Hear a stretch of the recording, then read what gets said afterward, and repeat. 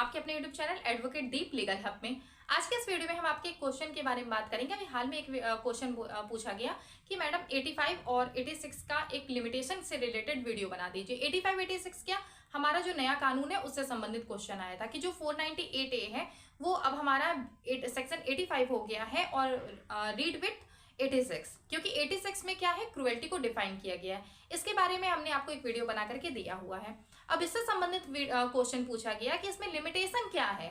तो जैसा कि हम लिमिटेशन की अगर हम बात करें तो हमारा जो पुराना कानून था आईपीसी की अगर हम बात करते हैं, 498A की अगर हम बात करते हैं, वहां पर भी लिमिटेशन को डिफाइन नहीं किया गया था। लिमिटेशन के बारे में कोई भी जिक्र नहीं किया गया था कि कितनी अवधि तक, शादी के कितने समय बाद तक केस किया जा सकता है। जैसा कि अगर हम 304B की बात करते हैं, दहेज मृत्यु की हम बात करते हैं, डावरी डेथ की हम बात करते हैं, दहेज हत्या की बात करते हैं, तो यहां पर क्या है कि 7 साल तक की अवधि को बताया गया है कि शादी के 7 साल के अंदर अगर किसी महिला की डेथ हो जाती है तो उसे दहेज हत्या, दहेज मृत्यु उसे माना जाएगा।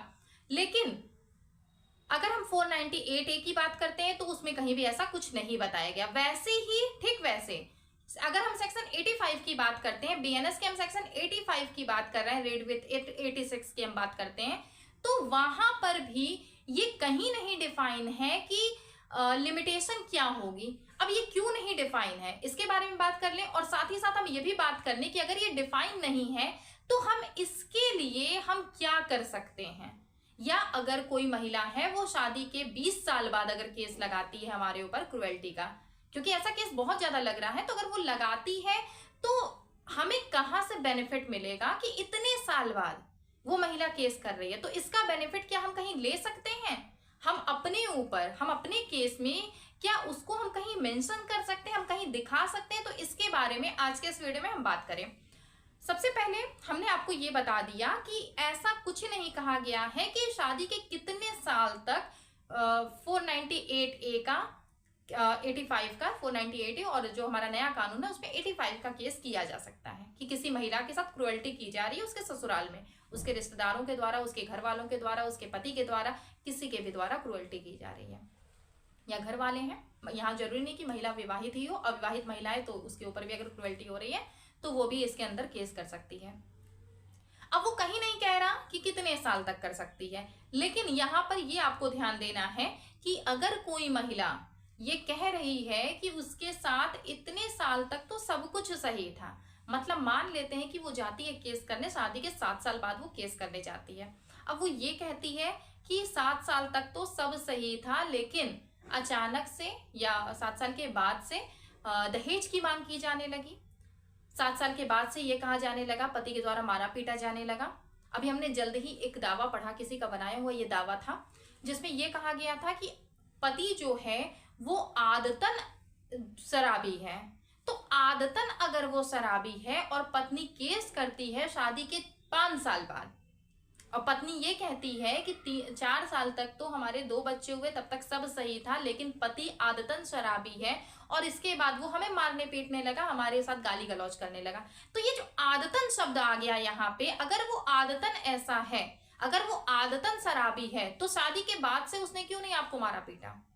अगर आप ये कह रही हैं कि उसकी आदत में ये शुमार था, तो शादी के तुरंत बाद से उसने आपको क्यों नहीं मारा पीटा? ये एक पॉइंट बन जाता है आपके लिए बहस करने का। दूसरी बात कि अगर आपकी पत्नी है वो आपके ऊपर इतने साल बाद, कई साल बाद, 7 साल बाद, 8 साल बाद, 10 साल बाद, 15 साल बाद आपके ऊपर केस कर देती है और उसके जो पॉइंट्स हैं वो कहीं से भी रिलायबल नहीं है, उसके जो पॉइंट्स हैं उसमें कहीं से भी वो कोई भी सफिशिएंट प्रूफ नहीं दे पा रही है, तो आसानी से आप उस चीज को वहां पर कोर्ट के सामने रख सकते हैं। आप ये बता सकते हैं कि हमारे बीच में सब सही था, लेकिन ये अपनी मनगढ़ंत कहानी बना करके, मनगढ़ंत आरोप लगा करके, झूठे आरोप लगा करके हम झूठे मुकदमे में केवल फंसा रही है। और इसके लिए आप सफिशिएंट प्रूफ ये दे सकते हैं कि शादी के इतने साल तक हमारे बीच में सब सही चल रहा था, अचानक से फिर ऐसा क्या हो जाता है या क्या है कि हमारे ऊपर ऐसे आरोप लगाए जा रहे हैं। अगर हमारा ये नेचर था, अगर हमने दहेज की मांग की तो हमें तुरंत करना चाहिए था। अगर हमने दहेज की मांग की तो हम तुरंत किए होते। हम शादी के 7 साल 8 साल 10 साल बाद हम दहेज की मांग क्यों करेंगे? और इसके बाद अगर कोई मांग, हो सकता है कि पति के पास कुछ पैसों का अभाव हो और वो अपनी पत्नी से नॉर्मल रूप में ये कह देता है कि अपने घर से इतने रुपए ले लो और जिसे मैं लौटा दूंगा, तो ये दहेज नहीं माना जाएगा। ये दहेज बिल्कुल भी नहीं माना जाएगा। आप अपने सगे संबंधियों से आवश्यकता पड़ने पर आप चीजों को ले सकते हैं, आप पैसों को ले सकते हैं। लेकिन दहेज कब माना जाता है? दहेज तब माना जाता है कि जब आप अपनी पत्नी को प्रताड़ित कर रहे हैं। अब प्रताड़ना भी कैसी होनी चाहिए? प्रताड़ना लगातार होनी चाहिए। लगातार भी जो प्रताड़ना हो रही है उसमें भी वो 10 साल बाद तो कोई भी दहेज के लिए प्रताड़ित नहीं करेगा। ये नॉर्मल सी चीज है कि 10 साल बाद तो कोई भी प्रताड़ित नहीं करेगा। इसलिए लॉ में कहीं भी इस चीज को डिफाइन नहीं किया गया कि आप कितने साल बाद तक केस कर सकते हैं। कुछ चीजें ऐसी होती हैं जो कि हमने डिफाइन तो नहीं किया, लेकिन हम उसमें अपनी चीजों को बता सकते हैं, अपनी बातों को रख सकते हैं, समझा सकते हैं, उन्हें हम प्रूफ कर सकते हैं, उनका हम सफिशिएंट प्रूफ दे सकते हैं। तो हमने कोई प्रताड़ना नहीं की, हमने शादी के बाद से कभी दहेज की मांग नहीं की, तो 10 साल बाद 8 साल बाद हम कैसे मांग कर लेंगे? ये चीजें तो वहां पर आपको न्यायालय को समझानी पड़ेंगी। इसी वजह से कई सारी ऐसी वजह हैं जिनको देखते हुए हमें लगता है कि यहाँ पर कहीं डिफाइन नहीं किया गया लिमिटेशन को। अगर इसका एक अगर हम इसका नेगेटिव साइड देखें या पॉजिटिव साइड देखें, तो उसमें हम ये देखेंगे कि अगर ये कहीं ना कहीं डिफाइन होता तो बहुत कुछ ऐसी महिलाएं हैं जिन्हें शादी के कुछ समय बाद से प्रताड़ित किया जाने लगता है। शुरू में तो सब कुछ अच्छा चलता है, लेकिन शादी के कुछ समय बाद से उन्हें प्रताड़ित किया जाता है। तो ऐसे में वो महिलाएं वंचित रह जाएंगी अपने न्याय को पाने में, अपने हक को पाने में वंचित रह जाएंगी। और दूसरी तरफ कुछ ऐसी महिलाएं हैं जिन्हें कुछ भी नहीं किया जा रहा, जिन्हें बिल्कुल भी प्रताड़ित नहीं किया जा रहा। अब देखिए, जो अगर प्रताड़ित हो रहा है, जो सच में प्रताड़ित हो रहा है, उसके पास उस बात का प्रूफ रहता है और ये अदालत भी जानती है। इसीलिए बहुत सारे ऐसे मुकदमे जो बहुत लंबे खिंच रहे हैं, उसमें कुछ भी नहीं हो रहा है और वो केवल डेट पर डेट लग रही। हाँ, अगर हम 125 को छोड़ देते हैं, हम घरेलू हिंसा में अंतरिम को छोड़ देते हैं, तो ऐसे में क्या है कि 498A के जो हमारे केसेस है वो केवल डेट पर डेट लग रही है और आगे चल के या तो पार्टी में समझौता हो जा रहा है। समझौता क्यों होता है? क्योंकि जब दोनों पक्ष को बार बार आना पड़ता है, कोर्ट के चक्कर लगाने पड़ते हैं, तो इंसान ये चाहता है कि इतनी बार कोर्ट का चक्कर लगाने से कहीं बेहतर है कि हम समझौता करके खत्म कर लेते हैं इस रिश्ते को। रिश्ता तो हमारा वैसे भी नहीं बच रहा है, तो हम इसे समझौता करके खत्म ही कर लेते हैं। और अगर पार्टी जो है वो समझौता नहीं कर रही, तो ऐसे केसेस बहुत ज्यादा लंबे चल रहे हैं, या फिर नॉमिनल कोई पनिशमेंट वगैरह, नाम मात्र की पनिशमेंट दे करके इसे खत्म कर दिया जा रहा है। और ऐसा बहुत कम होता है। बहुत सारे ऐसे मामले हैं जो अभी कितने कितने साल से चल रहे हैं, उसमें आज तक कुछ भी नहीं हो पाया है। अगर हम नॉर्मल 498A की बात करते हैं, तो इसके साथ अगर अन्य कोई भी धाराएं नहीं लगी हुई हैं, तो ऐसे में कुछ भी नहीं हो पाता।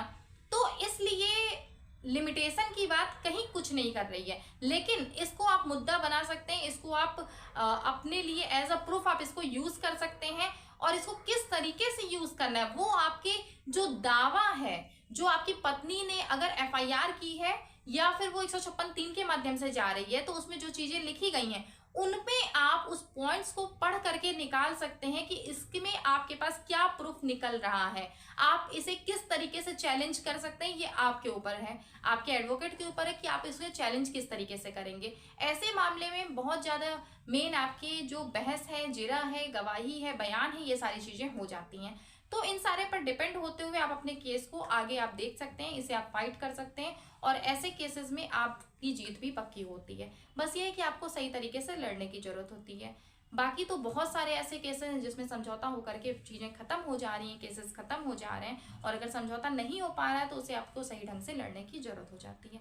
आपको फिर लिमिटेशन के पॉइंट पे अगर आपको जाना है तो आपको ये कहीं और तो नहीं मिल रहा है, लेकिन आपको कई सारे केस लॉ वगैरह हैं या फिर कई सारे ऐसे आपको जजमेंट मिल जाएंगे, उसके माध्यम से आपको मिल जाएगा। अब इसमें आपको जजमेंट भी कहाँ से देखना है, तो आपको सबसे पहले आपको मेन जजमेंट तो सुप्रीम कोर्ट का चाहिए होगा। जैसा भी आपका मैटर है उसमें सुप्रीम कोर्ट का जजमेंट सबसे ज्यादा मेन होता है। दूसरी चीज है वो आपके जो फैक्ट्स हैं उससे रिलेटेड होना चाहिए आपका जजमेंट। जो आप लगा रहे हैं उसमें जजमेंट की कॉपी, वो आपके सुप्रीम कोर्ट का जो जजमेंट है वो आपके फैक्ट से रिलाई करना चाहिए। और दूसरी चीज कि इसके बाद फिर आपकी जो संबंधित कोर्ट है उसकी जो हाई कोर्ट है, हाई कोर्ट की जो बेंच है, उनके क्या डिसीजन आए हैं इससे संबंधित, उनको आपको दिखाना चाहिए। तो ये सारी चीजें करते हुए आप लिमिटेशन के बेस पर आप आसानी से लड़ सकते हैं। लेकिन लिमिटेशन की अगर हम बात करें तो लिमिटेशन के बारे में कहीं भी कोई भी जिक्र नहीं करता है हमारा 85 या 86 में। तो वीडियो में हमने आपको ये तो कन्फर्म क्लियर कर दिया, और इसके साथ साथ हमने आपको बहुत सारी जानकारियां दी हैं। अगर आप इसे ध्यान से सुने तो आपको बहुत सारी चीजें क्लियर हो जाएंगी। इसके अलावा अगर आपका कोई भी क्वेश्चन है तो आप उसे नीचे कमेंट बॉक्स में लिखिए, उस पर भी आपको वीडियो बना करके दिया जाएगा। वीडियो को लास्ट तक देखने के लिए बहुत बहुत धन्यवाद।